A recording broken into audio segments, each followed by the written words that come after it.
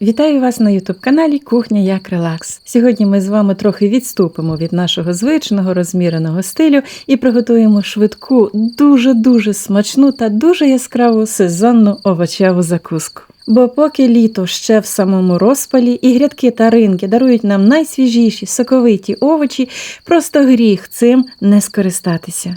Потратили на кухні 15-20 хвилин і вже за 3 дні будемо насолоджуватися неймовірно хрустким смачним результатом. Для цього рецепту ми будемо використовувати лише молоді кабачки або цукіні з тонкою ніжною шкіркою та ще без суттєвого сформованого насіння, моркву та маленькі, щойно зняті з грядки огірочки, які я попередньо обов'язково замочила в холодній воді, для того, аби вони були ще хрусткішими. Процес приготування дуже простий, тож я буду вам розповідати лише основні технологічні нюанси. Суть заквашування – все, що ми нарізаємо, всі овочі будемо викладати шарами.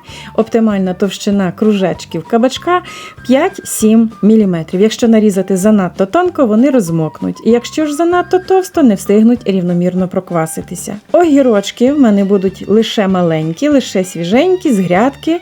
Їм також потрібно буде за 3 дні гарненько смачно прокваситись. Всі овочі ретельно промиваю проточною водою. В пластикове 3-літрове відро викладаю парасольки кропу, хрону і чергую кабачки з огірками. Моркву натираю на спеціальній терці для корейської моркви довшою соломкою. Вона швидко вбирає спеції та дає потрібну текстуру. Спеції ж самі не просто насипаються на моркву. Їх гіркою викладаю зверху, а вже потім заливаю дуже гарячою рослинною олією. Рецепт вказаний в описі. Гаряча олія миттєво розчиняє і розкриває ефірні олії коріандру та часнику. Після заливки олією моркву перемішаю і обов'язково добре переминаю рукою, щоб вона пустила сік, розм'якшилася ще до укладання в відро. І далі аж до верху відра чергую всі овочі шарами. Тепер трохи про сіль. Використовуємо сіль чистого помолу, кам'яну або морську. Категорично не можна використовувати йодовану сіль та сіль з антизлежувачами. Перевіряйте склад. Йодована сіль і добавки Е536 пригнічують молочнокисле бродіння і роблять овочі в'ялими та слизькими. Обов'язково дотримуйтесь ідеальної концентрації для холодного квашення – 50 грамів солі на 1 літр води. Якщо солі буде замало, овочі розлізуться, якщо ж забагато, бродіння заблокується. Перед тим, як ставити відро на заквашування, можна зверху овочі закрити листям хрону та кропом. Хрін дає пікантну гостроту і містить природні фітонциди, які запобігають появі плісняви та розм'якшенню овочів. А кріп я використовую лише дозрілі парасольки з насінням.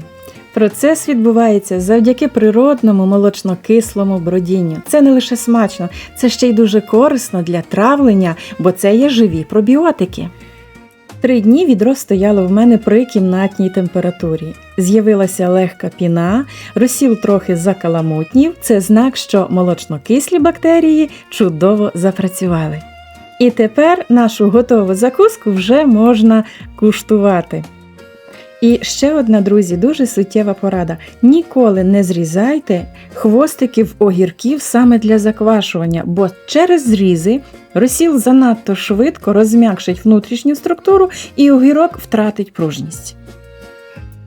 Для подальшого зберігання перенесіть відро в холодильник або ж в погреб, щоб зупинити подальше закисання. Обов'язково прослідкуйте, аби овочі були повністю покриті розсолом. Якщо ж вони будуть просто плавати на поверхні і контактувати з повітрям, вони розм'якнуть і покриються білим нальотом. Тому зверху можна поставити легкий гніт, навіть ту ж саму тарілку, і вже тоді закрити щільно кришкою. Всього кілька хвилин роботи, 3 дні заквашування і на вашому столі готова супер закуска.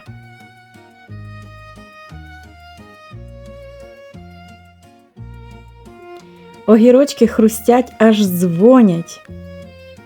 Морква хрустка, як свіжа.